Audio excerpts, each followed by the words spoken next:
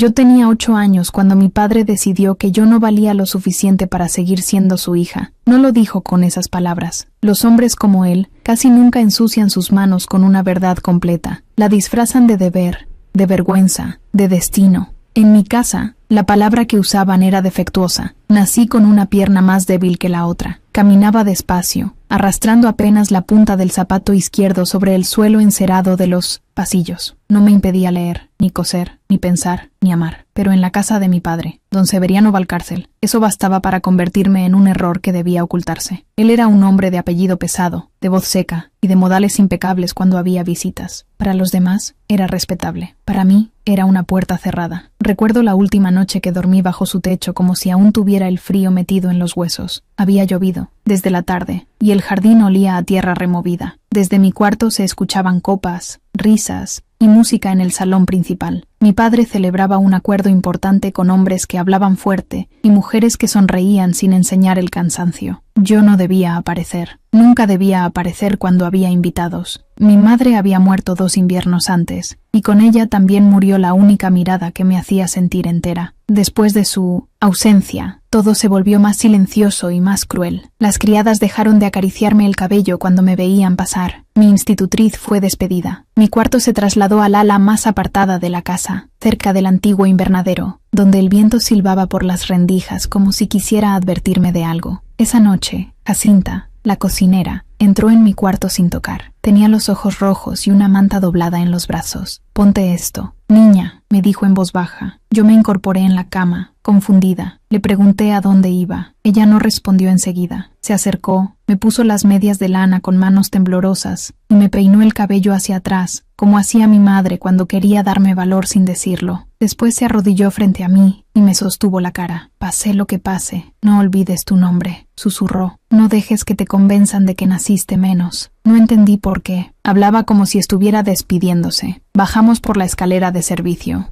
La música seguía sonando del otro lado de la casa, alegre, elegante, lejana. Me parecía imposible que el mundo pudiera seguir brindando mientras algo en el mío empezaba a romperse. Al llegar a la cocina trasera, vi a mi padre junto a la puerta. Llevaba el abrigo puesto y sostenía un farol. No me miró de inmediato. Observaba la lluvia caer en el patio con expresión impaciente, como si yo fuera un paquete tardío. Jacinta me apretó el hombro una última vez y se quedó atrás. «Ven», dijo él. «No, hija, no pequeña, no amaranta, solo ven». Lo seguí cojeando, tratando de no tropezar con los adoquines mojados. Cruzamos el patio y salimos por la verja lateral, la que usaban los proveedores al amanecer. Del otro lado esperaba un coche modesto, sin escudo familiar. El cochero evitó mirarme. Mi padre me ayudó a subir con una frialdad educada que me dio más miedo que un grito. Subió después, dejó el farol entre ambos y dio 2 golpes en la madera. El carruaje arrancó. «¿A dónde vamos?», pregunté. No contestó. Repetí la pregunta una vez más, con la voz más pequeña. Entonces habló, sin girarse hacia mí. «A un lugar donde te cuidarán». Yo quería creerle. Tenía 8 años. A esa edad una todavía quiere creer, incluso cuando el corazón empieza a saber que la están soltando. El viaje fue largo. La lluvia cesó. El traqueteo del coche me adormecía, pero cada vez que cerraba los ojos me despertaba el mismo temor, más afilado. Intenté tomar la mano de mi padre una sola vez. Él la retiró como si no lo hubiera notado.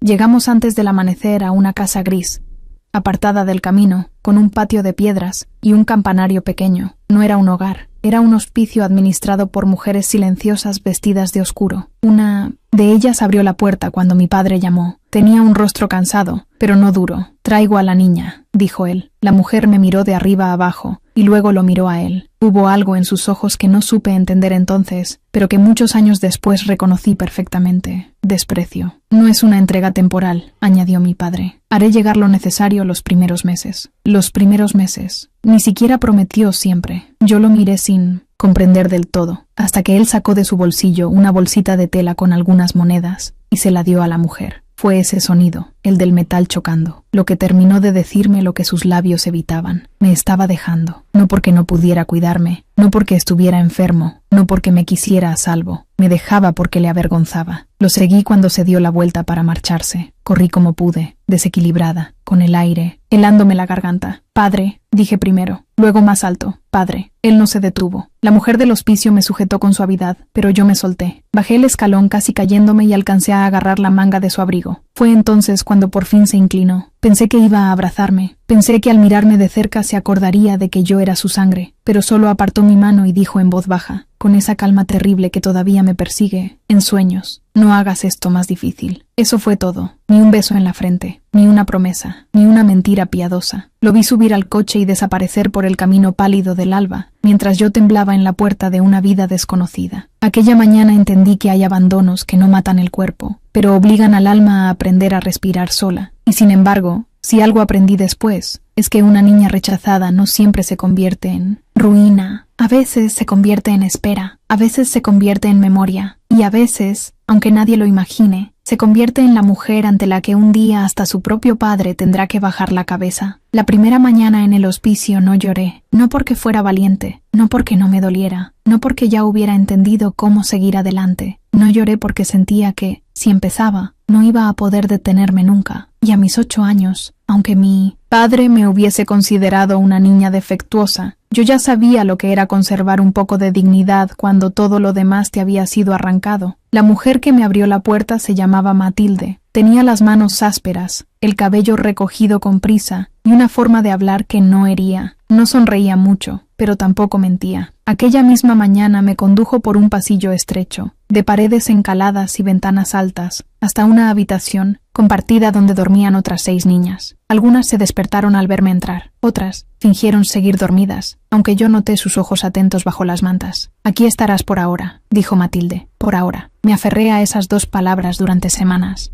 como si fueran una cuerda. Por ahora significaba que nada era definitivo, que tal vez mi padre volvería, que quizá todo aquello era un castigo temporal, una prueba absurda, un malentendido, cruel. Los niños inventan esperanzas porque la verdad completa puede quebrarlos demasiado pronto.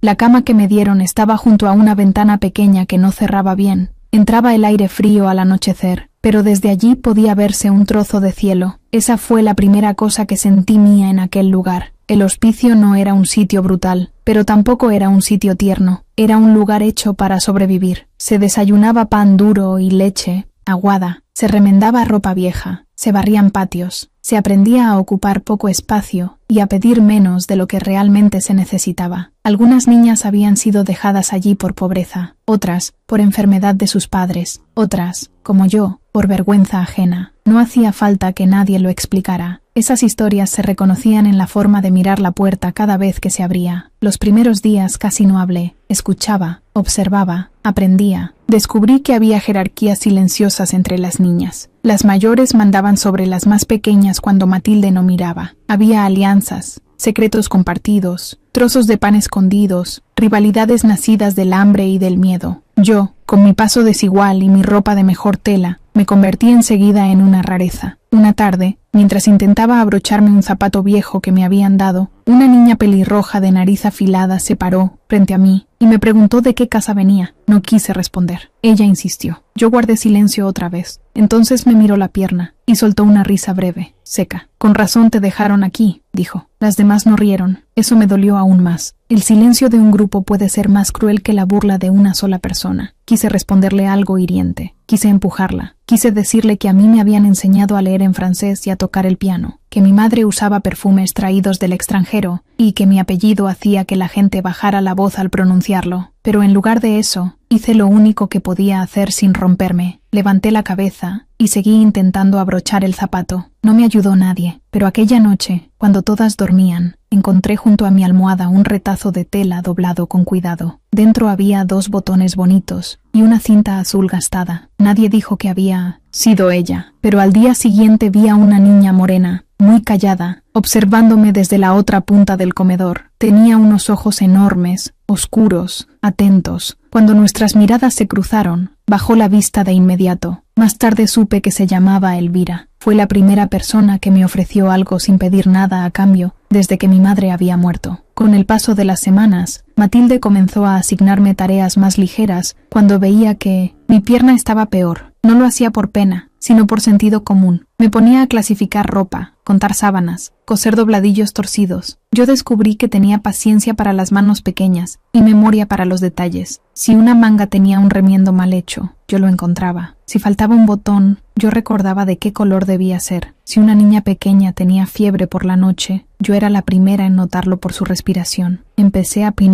volverme útil. Y cuando una niña abandonada se vuelve útil, deja de ser invisible. Un mes después de mi llegada, Matilde me llamó a su despacho. Era una sala modesta con un escritorio de madera, una estufa pequeña y una repisa llena de cuentas escritas con letra apretada. Sobre la mesa había una carta. Sentí que el corazón me daba un salto. «Es para ti», dijo. No recuerdo haber respirado mientras la abría. Reconocí el sello de la casa Valcárcel antes de ver la firma. Mis manos temblaban tanto que tuve que apoyarme en la mesa. La carta no era de mi padre, era del mayordomo. Informaba, con palabras frías y correctas, que por disposición de don Severiano no se me mencionaría más dentro de la casa. Se enviaría una suma reducida durante 3 meses para cubrir lo indispensable. Después, el hospicio debería considerarme una residente permanente. Añadía también que no se autorizaban visitas ni correspondencia futura para no alterar el orden familiar. Leí esa frase varias veces. Después dejé la carta sobre la mesa con mucho cuidado, como si pudiera cortarme. Matilde no dijo nada durante un rato. Me dejó sentir el golpe completo. Agradecí ese silencio más que cualquier consuelo apresurado. Entonces habló. «Hay quienes nacen en una casa y jamás tienen hogar», dijo. «Y hay quienes son expulsados de un hogar y terminan construyendo uno más digno». La miré, y por primera vez desde que me dejaron allí, sentí que una parte de mí no quería esperar más. «¿No regresará?», pregunté. Matilde sostuvo mi mirada con una honestidad dura, pero limpia. «No», respondió. Aquella noche sí lloré. Lloré debajo de la manta, sin hacer ruido, con la cara hundida en la almohada para que nadie me oyera. Lloré por mi madre. Lloré por la niña que todavía había creído en el carruaje. Lloré por el beso que no me dieron, por la carta que no llevaba ni una sola palabra de afecto, por esa condena elegante y cobarde dictada desde una mesa caliente. Pero al final de ese llanto hubo algo nuevo, no alivio, no paz, algo más pequeño y más firme, una decisión. Si mi padre había decidido enterrarme en vida para proteger su apellido, entonces yo haría algo que él nunca imaginó posible. Iba a vivir, y no solo eso, iba a convertirme en alguien imposible de ocultar. Después de aquella carta, dejé de mirar la puerta. No ocurrió de un día para otro. Durante semanas, mi cuerpo siguió reaccionando antes que mi orgullo. Cada vez que sonaban ruedas en el camino o pasos desconocidos en el patio, una parte de mí se erguía sola, tensa, absurda, todavía preparada para una posibilidad que mi razón ya había enterrado. Pero poco a poco esa costumbre se fue apagando, y cuando al fin dejó de dolerme cada visita que no era para mí, entendí que algo importante había cambiado por dentro. Ya no estaba esperando que me rescataran. Estaba empezando a observar de verdad el lugar donde me encontraba. El hospicio tenía una rutina estricta, pero también pequeños huecos donde se colaba la vida. Por la mañana limpiábamos, cosíamos, estudiábamos lectura y cuentas básicas. Por la tarde ayudábamos en cocina, en el lavadero o en el patio. Las niñas, más pequeñas, exigían atención constante, y las mayores fingían dureza para no admitir cuánto necesitaban también una mano que las guiara. En medio de todo eso, yo empecé a notar cosas que antes se me escapaban. ¿Qué niña escondía pan para su hermana menor? ¿Cuál se despertaba llorando sin hacer ruido? ¿Quién fingía toser para evitar castigos? ¿Quién llevaba días remendando la misma manga porque no tenía otra prenda decente? Empecé a recordar los nombres de todas, y los nombres, cuando uno los aprende de verdad, dejan de ser ruido, se vuelven historia. Elvira fue la primera en acercarse de verdad, aunque tardó bastante. Nuestra amistad no nació de una conversación larga ni de una promesa, nació de gestos pequeños. Un cuenco de sopa que apareció junto a mí cuando llegué tarde al comedor, una aguja enhebrada antes de que yo la pidiera, un silencio compartido en la ventana al anochecer. Ella era un año mayor que yo, delgada, morena, con un rostro tan serio que a veces parecía una mujer atrapada en un cuerpo de niña. Hablaba poco, pero veía mucho. Una noche de invierno, mientras las demás dormían, me preguntó en voz baja si yo también hablaba con el cielo. Me sorprendió tanto que no respondí enseguida. «Con el cielo», repetí. «Con la luna», aclaró ella, como si fuera evidente. No para pedirle cosas, solo para no sentir que una está sola. Giré la cabeza hacia la ventana. Desde nuestra cama, apenas se veía un trozo pálido entre las nubes. Mi madre me enseñó a mirarla, dije al fin. Decía que la luna no hacía ruido, pero igual se notaba cuando estaba. Elvira asintió como si yo acabara de decir algo importante. Desde entonces, Muchas noches nos quedábamos despiertas un poco más, mirando aquella claridad blanca colarse por el cristal. No inventábamos milagros ni secretos.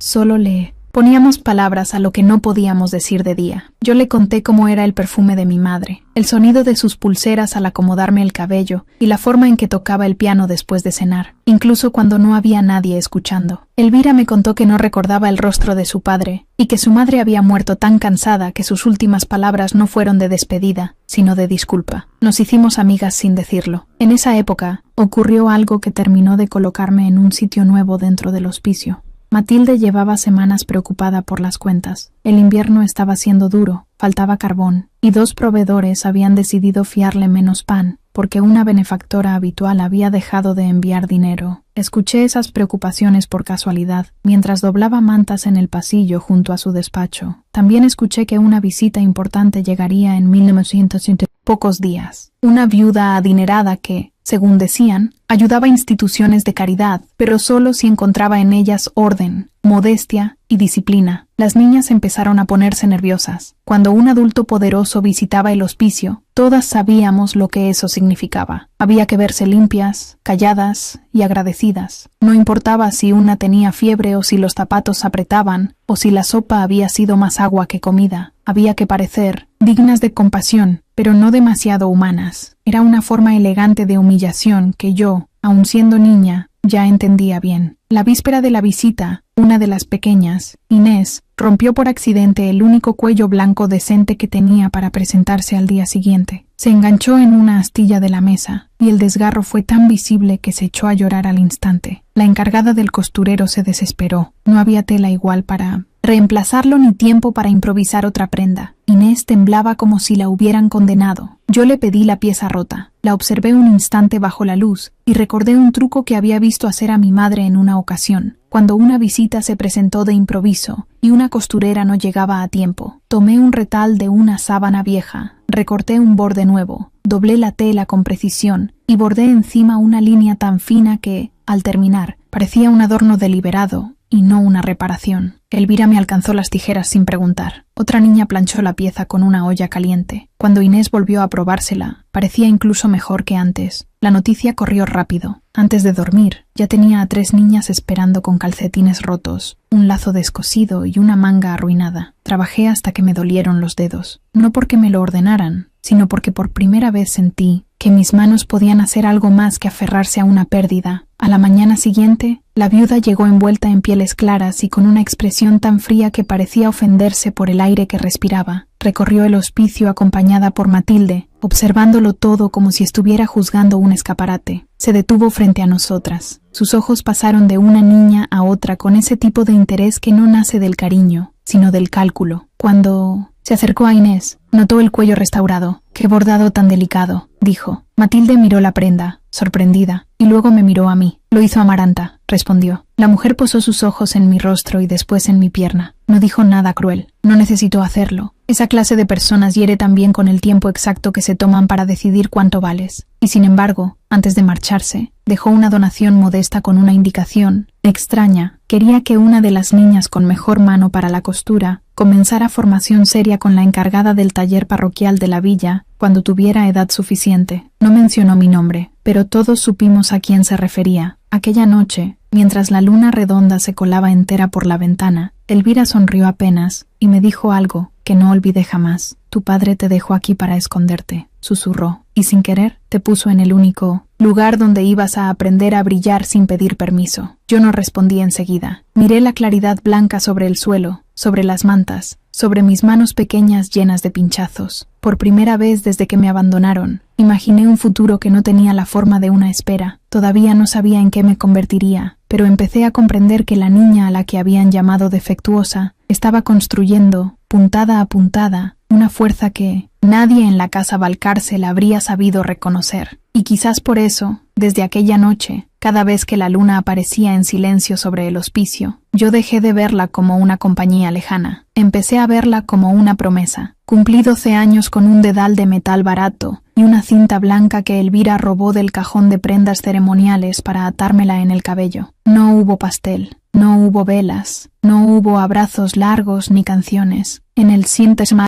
hospicio. Los cumpleaños rara vez eran celebraciones, eran apenas una marca silenciosa de que una seguía allí, de que el tiempo no se había detenido, aunque a veces lo pareciera. Pero para mí, aquel día tuvo un peso distinto, porque Matilde me llamó después del almuerzo y me dijo que, a partir de la semana siguiente, empezaría a ir 2 veces por mes al taller parroquial de la villa. La viuda había cumplido su palabra. Sentí una alegría tan inesperada que me costó sostenerla sin miedo. Cuando a una la han privado de tanto, incluso las cosas buenas asustan un poco. Temía que algo la arruinara antes de empezar. Temía que cambiaran de opinión al verme caminar. Temía llegar al taller y descubrir que solo había sido una ilusión elegante, una forma más refinada de compasión.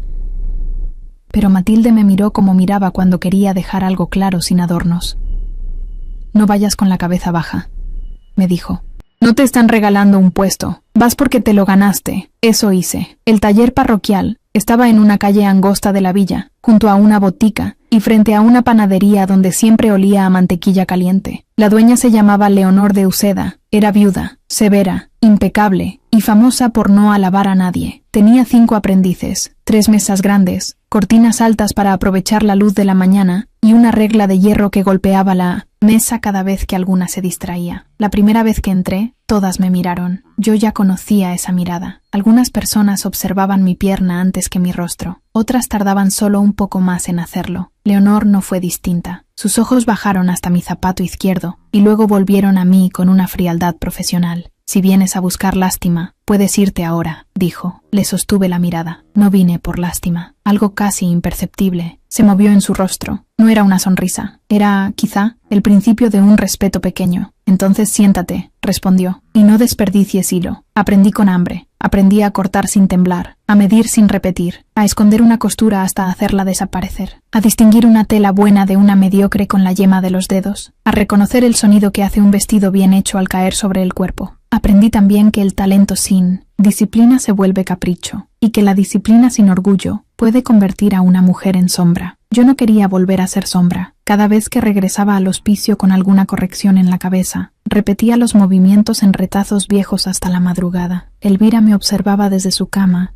y a veces protestaba porque la luz de la vela no la dejaba dormir, pero luego se levantaba, acercaba otra silla y me ayudaba a separar hilos por color. A esa altura, ya no éramos 2 niñas soltándose secretos a la luna. Éramos una familia pequeña construida en ausencia de todo lo demás. También crecimos lo suficiente para entender mejor el mundo que nos rodeaba. La villa estaba llena de rumores sobre casas importantes, herencias, compromisos y caídas en desgracia. Las mujeres que iban al taller hablaban mientras les tomaban medidas. Algunas olvidaban que las costureras también tenían oídos. Otras lo sabían y hablaban igual, porque pensaban que la gente como nosotras no contaba como testigo. Fue así como escuché por primera vez, años después de mi abandono, el nombre de mi padre en boca ajena. Don Severiano Valcárcel, decían. Seguía levantando negocios como si el tiempo le debiera obediencia. Su fortuna crecía, su carácter no mejoraba. Hablaban de su casa, de sus cenas, de su rigidez. También hablaban de su heredero varón, mi hermano menor, al que apenas recordaba porque cuando me dejaron era todavía un niño pequeño de manos redondas y respiración dulce. De mí no hablaba nadie, y eso, lejos de dolerme como antes, empezó a enseñarme algo peligroso y útil. El olvido de ciertos hombres no borra la existencia de una mujer, solo la libera de su relato. Una tarde de otoño, Leonor me entregó una caja con prendas finas que debían repararse con urgencia. Eran piezas enviadas por una casa grande a las afueras de la villa. No dio nombre, no hacía falta. La calidad de la tela ya hablaba de dinero antiguo. Me senté junto a la ventana y empecé a revisar una por una. En la tercera prenda, una bata de noche de seda gris perla, descubrí un bordado casi invisible en el interior del cuello, un pequeño emblema con 2 ramas entrelazadas y una media luna. Sentí que se me helaban las manos. Conocía ese símbolo. Había estado grabado en la vajilla de mi infancia, en los sobres de cartas, en la plata del comedor principal. Era el sello discreto de los Valcárcel. La media luna no era poesía, era heráldica familiar. Durante varios segundos no pude moverme. Era extraño lo que sentí. No fue solo dolor, tampoco rabia pura. Fue la impresión brutal de que el pasado, ese que yo había intentado doblar y guardar como una prenda vieja, acababa de abrirse solo sobre la mesa. Leonor vio que me había quedado quieta. «¿Qué ocurre?», preguntó. «Nada», respondí demasiado rápido. Ella se acercó, tomó la bata entre los dedos y examinó el desgarrón del puño. «¿Puedes arreglarla?», dijo. «Sí, entonces arréglala». Eso hice. Pero mientras cosía aquella seda que había pertenecido al mundo del que me arrancaron, una idea empezó a crecer dentro de mí con una fuerza tranquila. Mi padre me había expulsado creyendo que nunca volvería a rozar su vida, y allí estaba yo, con sus telas entre mis manos, no como hija, no como mendiga, no como recuerdo vergonzoso, como alguien capaz, como alguien necesaria para restaurar lo que en su casa no sabían hacer por sí mismos. Esa noche regresé al hospicio más callada que de costumbre. Elvira lo notó enseguida. Esperó hasta que las demás se durmieran, y luego me preguntó qué había pasado. Le conté lo de la bata, lo del emblema, lo que había sentido. Pensé que iba a romperme, confesé, pero no me rompí. Elvira me observó en silencio. «¿Y qué sentiste entonces?», preguntó. Miré por la ventana. La luna estaba alta, limpia, redonda, descansando sobre los tejados oscuros como si nada humano pudiera mancharla. «Sentí que ya no le pertenezco a ese miedo», respondí. Ella asintió despacio. «Entonces ya empezaste a ganar». No dormí mucho esa noche, no por tristeza, sino porque comprendí algo que me cambió por dentro. Durante años había vivido como si mi historia hubiera comenzado con una expulsión, como si mi destino dependiera todavía del gesto de un hombre que se negó a mirarme al dejarme atrás. Pero no, mi historia ya no estaba ocurriendo en la puerta de aquel hospicio. Estaba ocurriendo en mis manos, en mi resistencia, en la paciencia con la que había aprendido a transformar retazos en forma y vergüenza en oficio. Y si el apellido Valcárcel volvía a cruzarse en mi camino, no iba a encontrar a la niña que suplicaba en el amanecer. Iba a encontrar a alguien que había aprendido a sostener la mirada sin agachar la cabeza. A los 16 años, ya no necesitaba que nadie me dijera que tenía talento. Lo sabía por la forma en que Leonor dejaba sobre mi mesa los encargos más difíciles sin dar explicaciones. Lo sabía por el silencio de las otras aprendices, cuando yo deshacía un error en minutos que a ellas les costaba una tarde entera. Lo sabía por las clientas más exigentes, esas que torcían la boca al entrar y se iban tocando la tela con una satisfacción casi secreta. Pero, sobre todo, lo sabía porque mi trabajo había dejado de ser solo una manera de sobrevivir. Se había convertido en la forma más honesta que tenía de existir en el mundo. Mi pierna seguía cansándose más que la de los demás. Había días en que el dolor subía desde el tobillo hasta la cadera como una cuerda tirante. Sin embargo, ya no veía mi cuerpo como una condena. Había aprendido a distribuir el peso, a descansar cuando era imprescindible y a ignorar las miradas de quienes confundían diferencia con debilidad. Mi padre me había enseñado, sin querer, el precio de ser juzgada por la apariencia. El resto lo había aprendido yo sola. Elvira, mientras tanto, se había vuelto indispensable en el hospicio. Tenía una mano extraordinaria para calmar a los niños pequeños y una memoria asombrosa para llevar cuentas. Matilde confiaba en ella cada vez más. A veces decíamos en broma que un día terminaríamos dirigiendo el lugar entre las dos, ella para que nada faltara y yo para que todo se viera digno aunque fuera humilde. Era una broma, sí, pero también una promesa escondida. Fue por esos días cuando llegó al taller una clienta distinta. No era de las que hablaban demasiado ni de las que trataban a las costureras como si fueran parte del mobiliario. Entró sola, con un vestido azul oscuro impecablemente cortado y un porte sereno, sin ostentación. Su cabello plateado estaba recogido con elegancia, y sus guantes, aunque sencillos, eran de una calidad tan fina que bastaba verlos para saber que pertenecía a una casa importante. Leonor salió a recibirla con esa mezcla de respeto y cautela que reservaba solo a ciertas personas. Yo estaba trabajando en el fondo, inclinada sobre un corpiño de satén, cuando escuché su voz. Quisiera algo sobrio, pero inolvidable, decía. No levanté la vista enseguida. Las clientas solían pedir imposibles con palabras bonitas, pero cuando Leonor la condujo hacia la mesa de muestras y mencionó su apellido, se me paralizó el hilo entre los dedos. Era la condesa de Monteclaro. Aquel nombre llevaba años apareciendo en rumores y conversaciones de la villa. Viuda, rica, reservada, propietaria de tierras, respetada incluso por quienes no la querían. Decían que tenía un único hijo, Tomás de Monteclaro, un hombre educado, poco dado al escándalo y aún sin comprometerse, lo cual parecía ofender a media región. También decían que la condesa tenía ojo agudo para las personas y cero paciencia para la falsedad.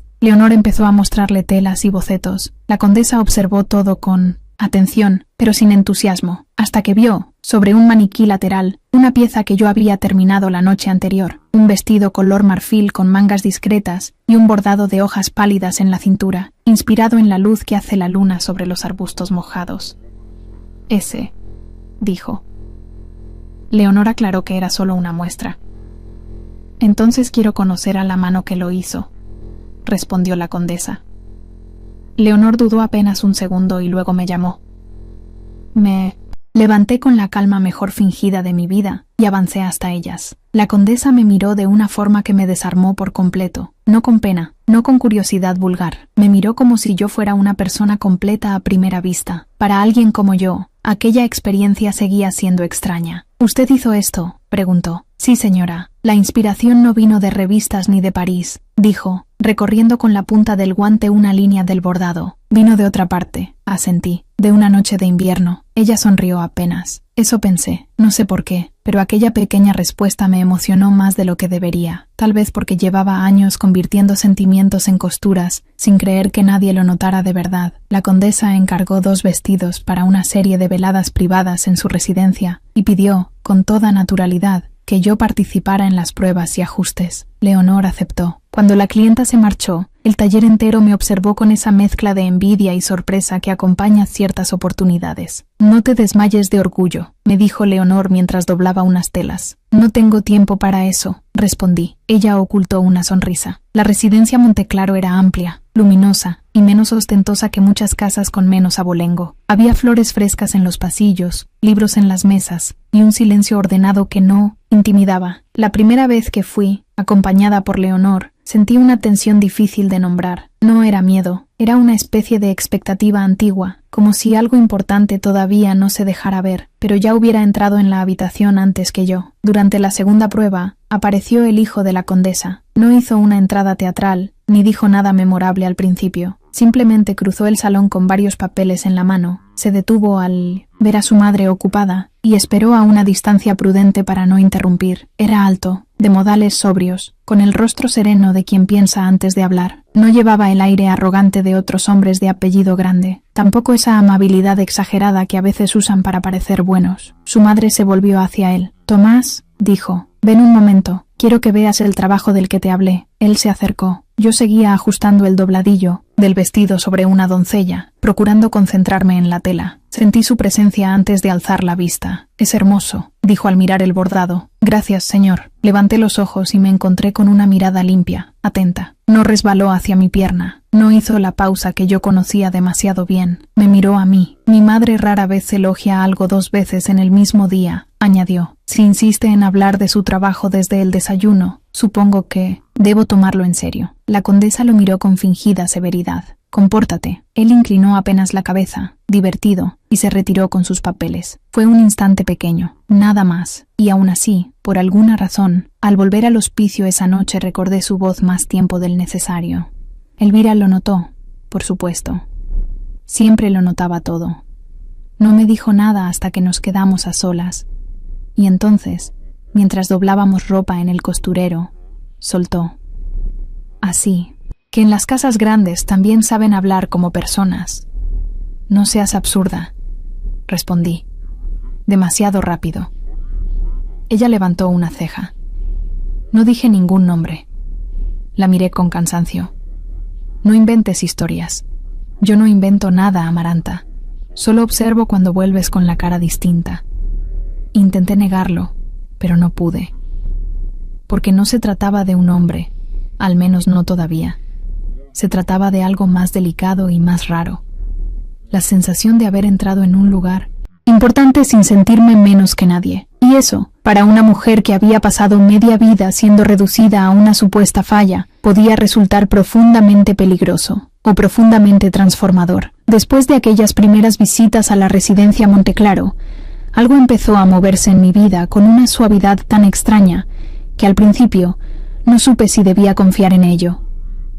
Yo estaba acostumbrada a las cosas que se ganan a pulso y se sostienen, con cansancio. Un plato de sopa más espeso en invierno, un encargo extra en el taller, una manta menos rota, la gratitud silenciosa de una niña del hospicio. Pero aquello era diferente. No llegaba como limosna ni como accidente. Llegaba como reconocimiento. La condesa de Monteclaro no volvió a tratarme como a una simple muchacha útil. Desde la segunda prueba del vestido empezó a preguntarme mi opinión. Al principio sobre telas, caídas, cortes y bordados. Después, sobre detalles más finos, como el tono adecuado para una velada discreta, el peso de una manga para no cansar a una mujer mayor, o el tipo de adorno que hace elegante a alguien sin volverla ostentosa. Yo respondía con cautela, midiendo cada palabra, no por temor a equivocarme, sino porque no estaba acostumbrada a que una mujer de su posición me hablara como si mi criterio tuviera valor, pero lo tenía, y ella lo supo antes que yo. Una tarde, al terminar una prueba, la condesa pidió que sirvieran té en una pequeña sala lateral. Leonor había salido a revisar unas telas con la ama de llaves, de modo que me quedé unos minutos sola con ella. Yo pensaba que simplemente esperaba, hasta que señaló el sillón frente al suyo. «Siéntese, Amaranta», dijo. La obedecí con cierta rigidez. «Usted cose como quien recuerda algo importante», continuó. No supe qué responder. No es solo técnica. La técnica se aprende. Lo suyo viene de otra parte. Bajé la vista hacia mis manos. «Supongo que de la costumbre de observar mucho», respondí. La condesa sostuvo la taza sin beber. «Las mujeres que han sufrido de verdad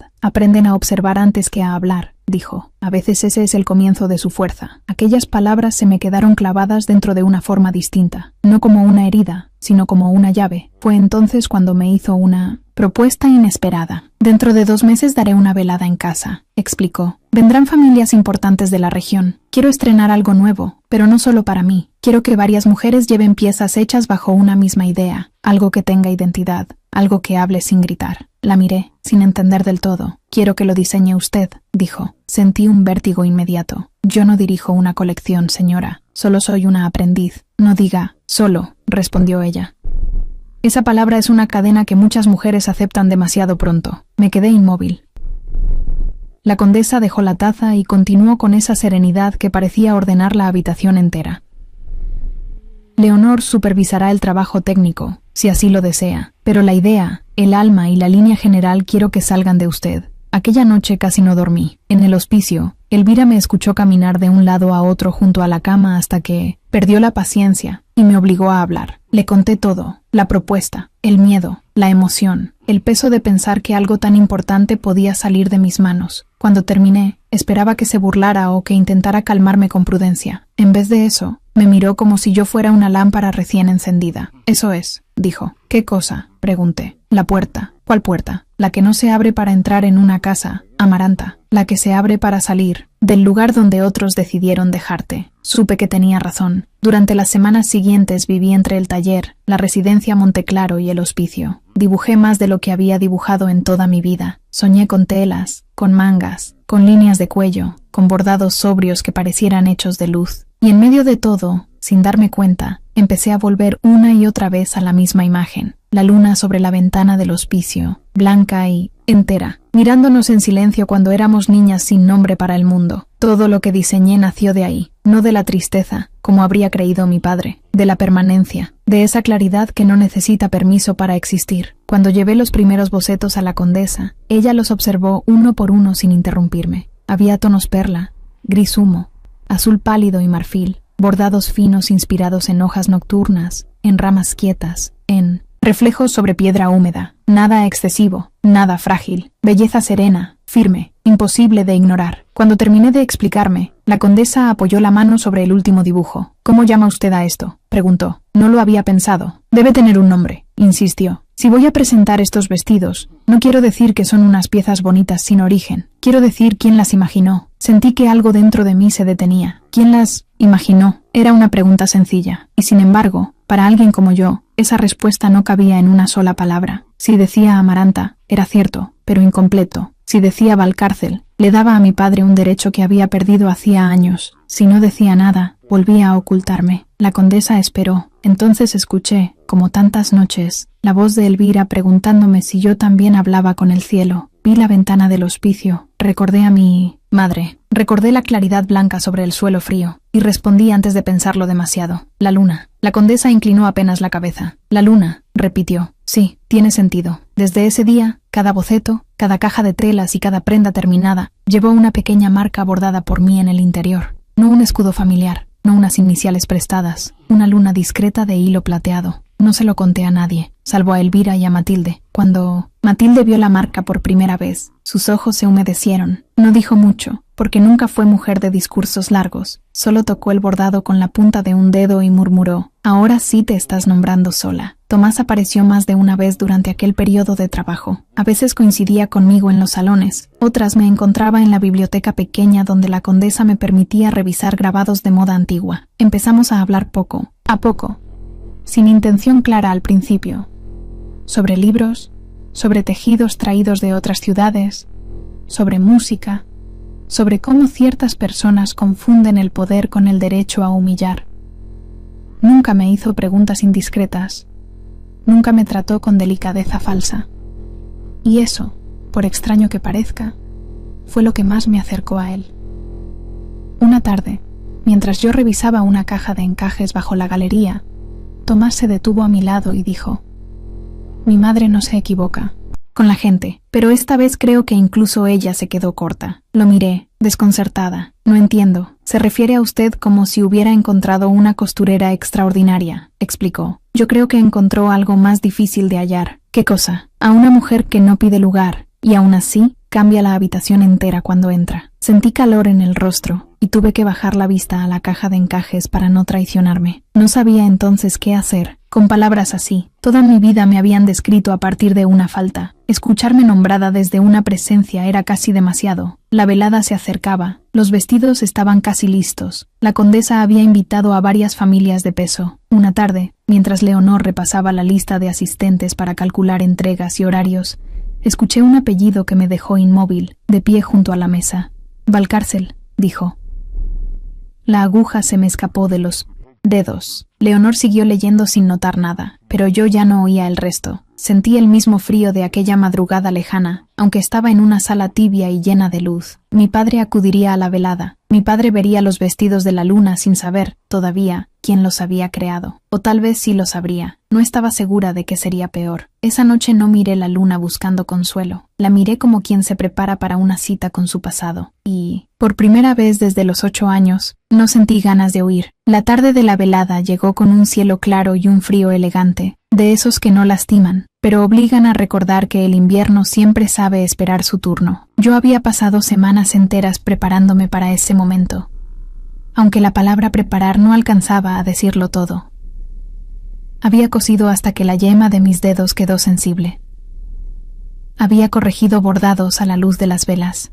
Había vuelto a dibujar una manga 3 veces por no sentirla todavía verdadera, pero lo más difícil no había sido el trabajo. Lo más difícil había sido aceptar que iba a estar ahí, de pie, visible, con mi nombre ligado a algo hermoso en una habitación donde mi padre también respiraría. La mañana de la velada, Elvira me ayudó a peinarme en silencio. No hizo bromas, no intentó distraerme, solo desenredó mi cabello con paciencia y al final colocó, detrás de mi oreja izquierda, una horquilla pequeña, con una perla gastada que Matilde guardaba desde hacía años. «Para que no olvides quién eres», dijo. Yo la miré por el reflejo tenue del vidrio. «Precisamente hoy temo olvidarlo», confesé. Elvira negó con la cabeza. «No, hoy vas a descubrirlo del todo». La condesa había insistido en que yo debía estar presente, no como una ayudante escondida entre biombos, sino como la autora de la línea que presentaría ante sus invitadas más cercanas. Leonor aprobó aquella decisión con una seriedad que ocultaba mal su orgullo. Matilde, cuando me vio salir del hospicio con el vestido gris perla que la propia condesa me había regalado para esa noche, apretó los labios para no emocionarse demasiado. «Ve erguida», me dijo. «No le debes inclinación a nadie». Esas palabras me acompañaron todo el trayecto. La residencia Monteclaro estaba iluminada como si cada ventana resguardara una constelación doméstica. Al entrar, sentí el murmullo de las conversaciones, el perfume discreto de las flores blancas y ese tipo de música suave que no roba la atención, pero ordena el aire. Las invitadas comenzaron a llegar con sus vestidos de la luna puestos sobre los hombros,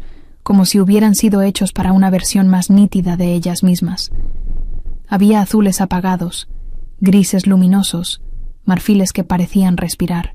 Cada prenda llevaba dentro la marca que yo había bordado a escondidas con hilo plateado. La luna, mi nombre elegido, mi forma de existir sin pedir permiso. La condesa me presentó primero a 2 mujeres amigas suyas, luego a una viuda de la capital, y después a una señora severa que examinó uno de los bordados con una seriedad casi ofensiva, antes de declarar que no había visto una mano así en muchos años.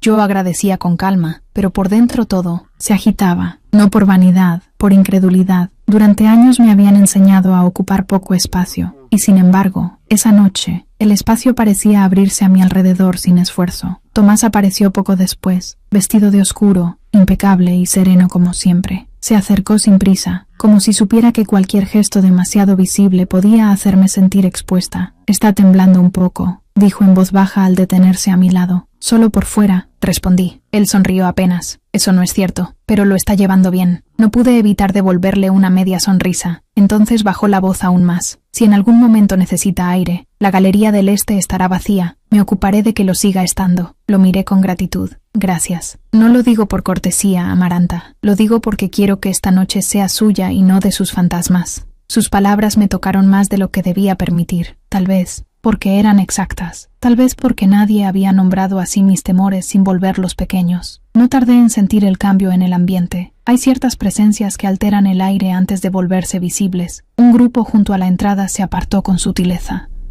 Una voz masculina saludó a la condesa. Alguien mencionó el apellido Valcárcel con ese tono que mezclaba respeto y cálculo. No necesité girarme enseguida. Supe que era él.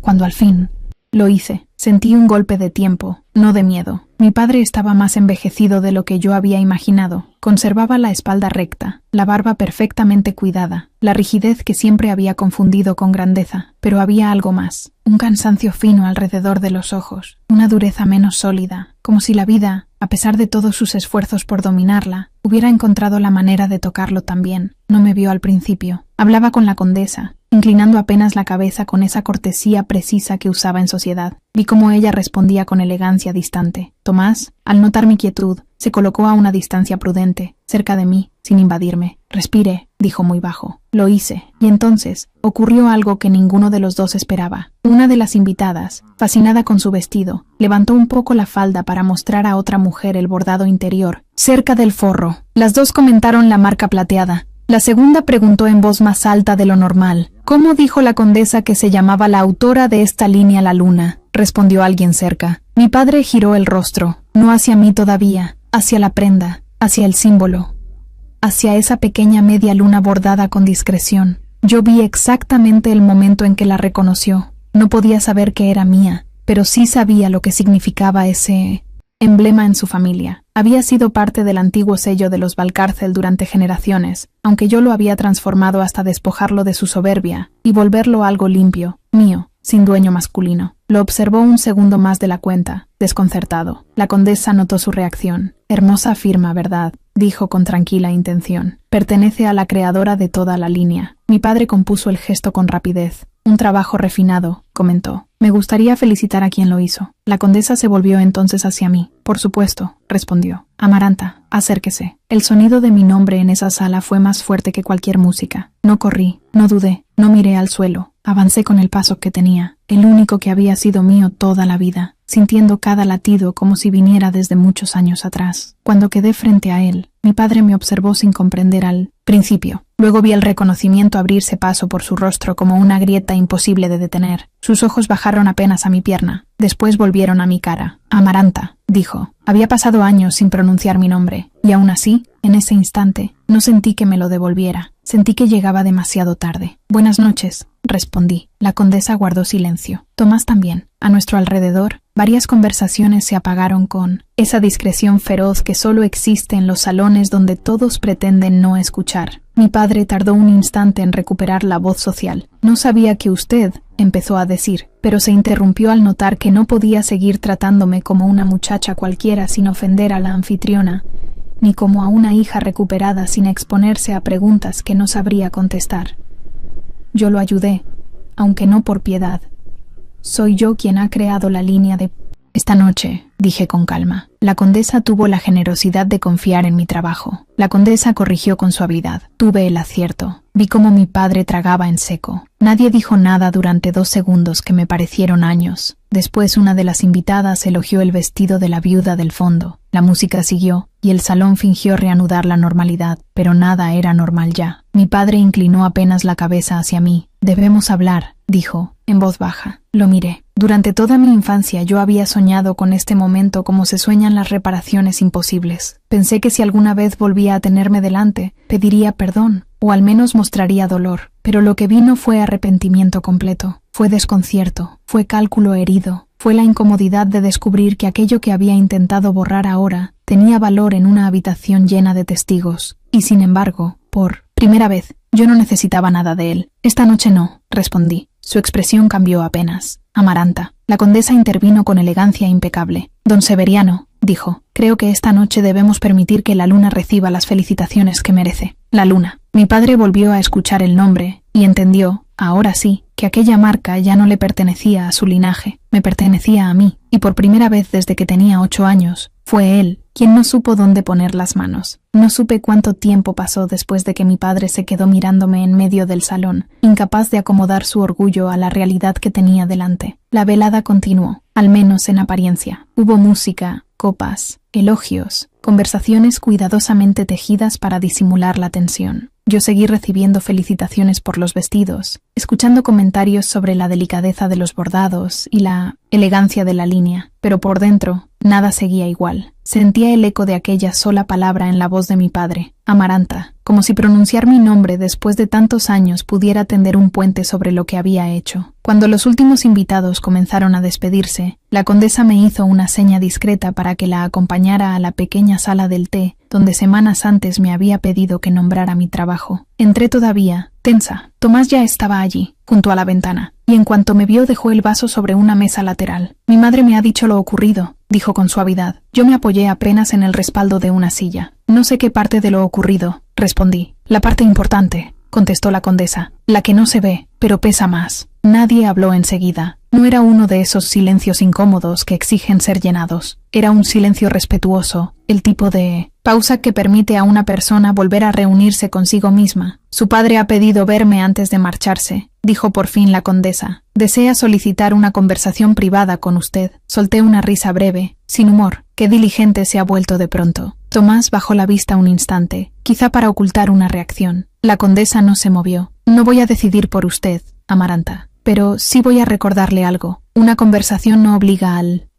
tampoco obliga al regreso. A veces solo sirve para que una mujer oiga con claridad lo que ya sabe. Miré mis manos, y si no quiero oírlo, entonces no lo oiga». Levanté la vista. Había tanta firmeza limpia en aquella respuesta que sentí un alivio casi doloroso. «Quiero verlo», dije al final, «pero no esta noche, no delante de su casa, no donde él pueda fingir que todo se reduce a un malentendido elegante». La condesa asintió. «Entonces será mañana, en la galería de invierno, a pleno día». Tomás dio un paso hacia mí. «No estará sola», dijo. «Si me permite, permaneceré cerca». «No por vigilancia», añadió enseguida, como si quisiera evitar cualquier sombra de condescendencia. «Solo para que recuerde que ahora puede elegir en qué momento termina una conversación». Lo miré y asentí. A la mañana siguiente llegué a la residencia con el pulso sereno y las piernas más débiles de lo habitual. No era miedo exactamente. Era el cuerpo recordando antes que la mente. La galería de invierno estaba vacía, bañada por una luz blanca que atravesaba los cristales altos y caía sobre las macetas de limoneros pequeños. Mi padre ya me esperaba allí. Se volvió al oír mis pasos. No llevaba su voz de salón, sino una más baja, menos segura. «Gracias por venir», dijo. No respondí enseguida. Me detuve a una distancia suficiente para que la cortesía siguiera intacta y la intimidad no pudiera fingirse. «Hable», dije. Él respiró como quien se dispone a cargar un peso que no esperaba levantar a su edad. «Anoche no era el lugar», comenzó. «Había demasiados ojos, demasiadas personas, demasiadas interpretaciones posibles». «Qué alivio», respondí. Por un momento creí que lo que le preocupaba era haberme abandonado. Sus labios se tensaron. «No vine a discutir con usted». «No, vino a ordenar el relato». Esa frase lo dejó inmóvil un instante. Después recobró parte de su rigidez habitual. «Era una época difícil», dijo. «Su madre había muerto. La casa dependía de mí. Había decisiones que tomar. Usted era una niña delicada. Necesitaba atenciones especiales que...». No terminé esa frase. Lo corté. Él guardó silencio. Por primera vez en mi vida, no me estaba hablando un padre todopoderoso. Me hablaba un hombre acostumbrado a que los demás aceptaran sus versiones sin obligarlo a mirarlas demasiado de cerca. Me dejó en un hospicio, continué. Envió dinero solo 3 meses. Ordenó que no se me escribiera ni se me nombrara. Si va a hablar conmigo, hágalo sobre hechos, no sobre niebla. Sus ojos cambiaron. Vi en ellos algo parecido al cansancio, pero no lo suficiente como para llamarlo arrepentimiento. Pensé que sería lo mejor para todos, dijo. Para todos, repetí. Curiosa expresión. Nunca incluye a quien paga el precio. Amaranta, no use ese tono conmigo, pedí. Lo perdió hace años. La luz de la galería caía sobre el suelo ajedrezado y sobre sus manos, que habían empezado a moverse con una inquietud mínima. Recordé de pronto aquellas mismas manos retirándose de la mía en el coche. No sentí el antiguo temblor. Sentí distancia, una inmensa, limpia distancia. Mi padre dio un paso más cerca. Anoche comprendí que ha hecho algo importante, dijo. Tiene talento, prestigio, gente influyente a su alrededor. Quiero reparar, en la medida de lo posible, lo ocurrido. Puedo reconocerla de nuevo ante la familia, asegurarle una posición, respaldar su nombre y su trabajo como corresponde. Lo miré con incredulidad. ¿Cómo corresponde? Sí, su marca necesita estructura, protección, recursos. La luna podría crecer mucho bajo el amparo adecuado. Lo entendí entonces. No había venido a devolverme nada. Había venido a negociar con mi éxito. La heráldica, el símbolo, su nombre, la posibilidad de presentarme ante el mundo, no como la mujer que se levantó sola, sino como una rama recuperada del tronco Valcárcel. No le dolía solo haberme perdido. Le dolía no poseer lo que yo había construido sin él. La luna no necesita amparo, dije. Sea razonable, insistió. El mundo no es amable con las mujeres solas. No, pero ha sido mucho más amable conmigo desde que salí de su casa. Su mandíbula se endureció. Sigue hablando desde el rencor. No, respondí despacio. Hablo desde la memoria. El rencor me habría hecho suplicar anoche para que todos oyeran su vergüenza. La memoria solo me impide confundirme. Él apartó la vista un segundo hacia los cristales.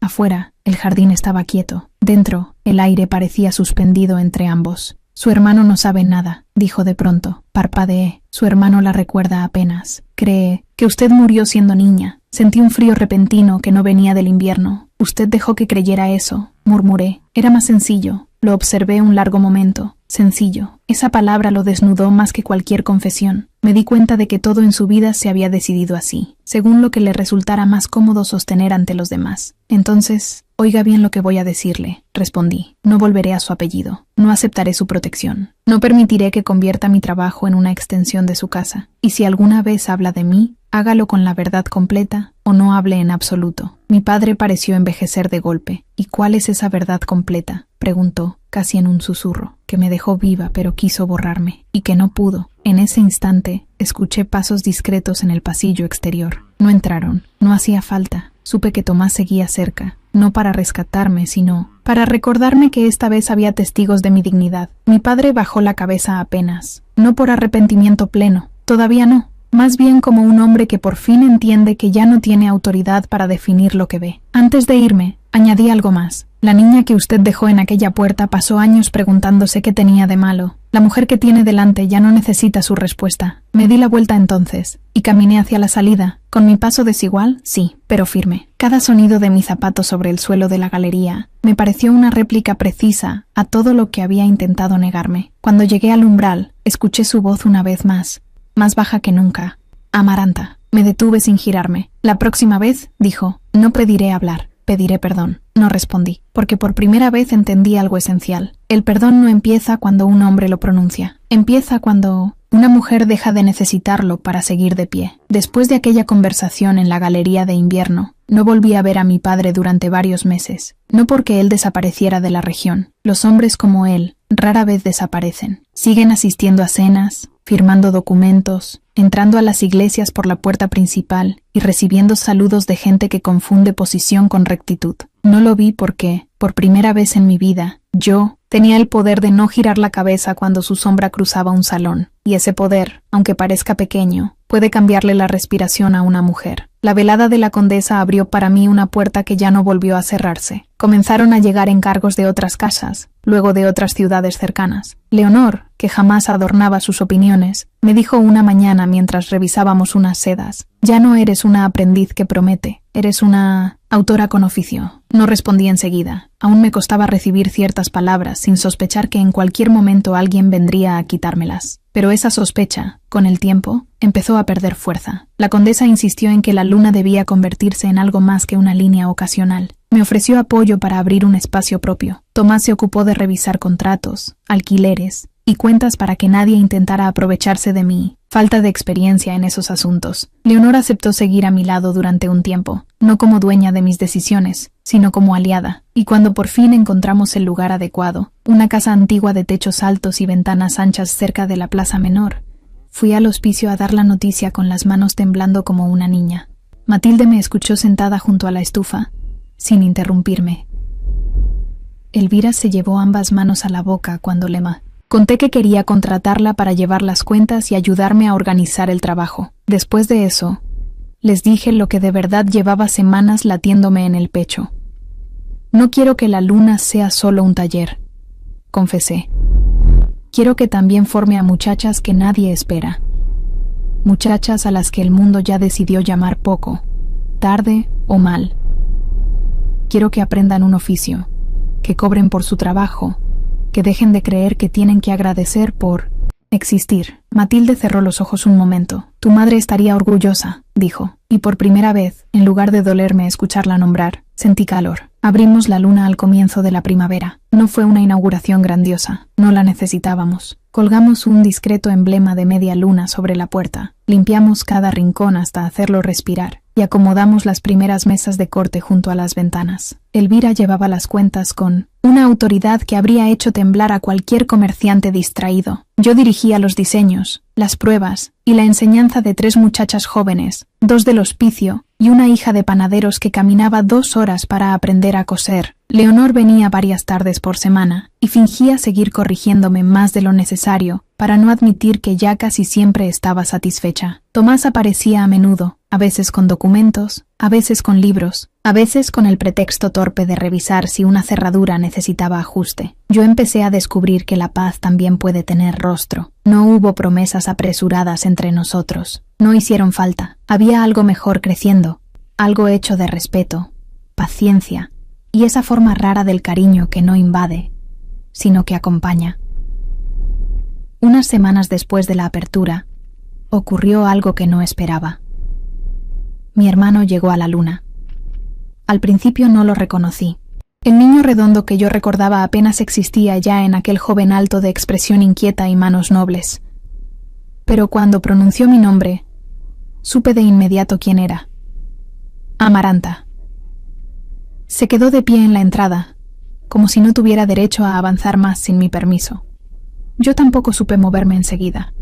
Matilde me había contado, después de hablar con algunas personas, que mi padre había mantenido mi historia enterrada incluso dentro de su propia casa. Mi hermano había crecido creyendo que yo había muerto siendo niña, demasiado frágil para sobrevivir. Hacía poco había descubierto la verdad por accidente, al oír una discusión entre mi padre y un viejo administrador. Pensé que era una invención cruel, me dijo con la voz rota. Después encontré cartas viejas de mamá. Lo entendí todo. No lloré al escucharlo. No quise convertir aquel momento en una escena rota. Lo invité a sentarse. Hablamos. Durante horas. Me contó de nuestra casa, pero sin embellecerla. Me habló de la ausencia de nuestra madre, del carácter insoportable de nuestro padre, de la culpa que sentía por haber vivido cómodo sobre una mentira que me había arrancado del mundo. «Tú no me expulsaste», le dije al final, «pero me beneficié de ello», respondió. Lo miré largamente y vi en él algo que no había en nuestro padre. Verdad sin defensa. Entonces le tomé la mano. «No pagues una culpa que no te pertenece», le dije. «Haz algo mejor con lo que sabes ahora». Volvió muchas veces después de aquella tarde, no para redimirse con grandes gestos, sino para estar. Y a veces la simple constancia vale más que cualquier discurso heredado. El verdadero final con mi padre llegó al inicio del verano, en una noche de luna llena. Habíamos organizado en el patio del viejo hospicio una pequeña muestra de trabajos de las muchachas que se estaban formando en la luna. No era un evento de sociedad, era algo mejor. Había mesas con telas, costuras terminadas, bordados torcidos pero valientes, risas contenidas de niñas que por primera vez veían su esfuerzo expuesto con dignidad. La condesa asistió, Tomás también. Leonor fingió que solo había ido para comprobar si las puntadas estaban rectas.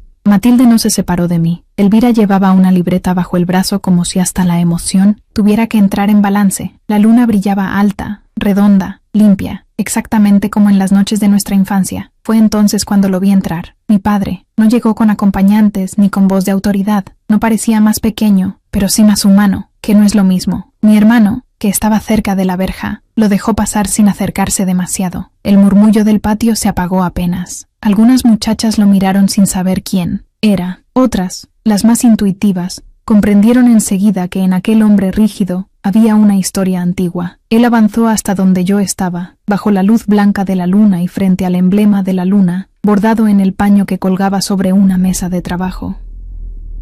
No habló enseguida. Miró alrededor. Las niñas aprendiendo. Las mujeres ocupadas. El hospicio que ya no era solo un lugar de abandono, sino también de comienzo. Miró la media luna que presidía el patio. Luego me miró a mí, y entonces, delante de todos, hizo lo único que jamás imaginé ver. Inclinó la cabeza. No un gesto social, no una cortesía de salón, una inclinación lenta, visible, desprovista de orgullo. «Perdóname», dijo. El patio entero quedó en silencio. Yo sentí que la niña de 8 años dentro de mí escuchaba esa palabra desde una distancia inmensa. La había esperado tanto tiempo que, cuando por fin llegó, ya no era una llave, solo era verdad tardía. Mi padre alzó la vista. Tenía los ojos húmedos, aunque no lloraba. «Quise enterrarte en el olvido porque fui cobarde», continuó. «Llamé defecto a lo que no comprendía. Te dejé sola, y luego permití que el silencio hiciera el resto. No vengo a pedirte que regreses. Vengo a reconocer, ante quien haga falta, que la vergüenza nunca fuiste tú, fui yo». Nadie se movió. La luna seguía allí, inmensa, blanca, serena. Lo observé durante varios segundos. Pude haberlo humillado, pude haberle devuelto una herida exacta, pude haber dicho todo lo que me debía, pero la verdad era otra. Yo ya no estaba construida con esa necesidad, así que respondí con calma. «No volveré a ser tu hija de la manera en que tú entiendes esa palabra. Pero tampoco seguiré siendo la niña que dejaste en una puerta». Él asintió, como quien recibe una sentencia justa. Y yo añadí, «Si de verdad quieres reparar algo, ayuda a sostener esto sin ponerle tu apellido. Que otras niñas no tengan que sobrevivir a hombres que deciden por ellas». Mi padre volvió a inclinar la cabeza. «Así será», dijo. No hubo abrazo. No era necesario. Algunas historias no terminan con brazos cerrándose, sino con cargas soltándose al fin. Esa noche, cuando todos empezaron a marcharse y el patio volvió a quedar en paz, me quedé un momento sola bajo la luna. Tomás se acercó, pero no habló, solo se puso a mi lado. Desde dentro llegaban las voces de Elvira y Matilde ordenando telas, contando cajas, cuidando ese pequeño mundo que habíamos levantado entre todas. Pensé entonces en la niña que fui, la que creyó que la estaban dejando por no valer, la que lloró en silencio bajo una manta, la que aprendió a coser para no romperse, la que convirtió una marca de vergüenza en un nombre propio, y comprendí, con una claridad tan serena como la luz sobre el patio, que mi vida jamás había sido la historia de una niña defectuosa. Había sido la historia de una mujer a la que intentaron borrar y terminó alumbrando a otras. Por eso, si alguien me preguntara hoy cuándo empecé a salvarme, no diría que fue la noche en que mi padre pidió perdón. Diría que fue mucho antes. La primera vez que entendí que aún rota, aún sola, aún herida, seguía siendo digna de luz.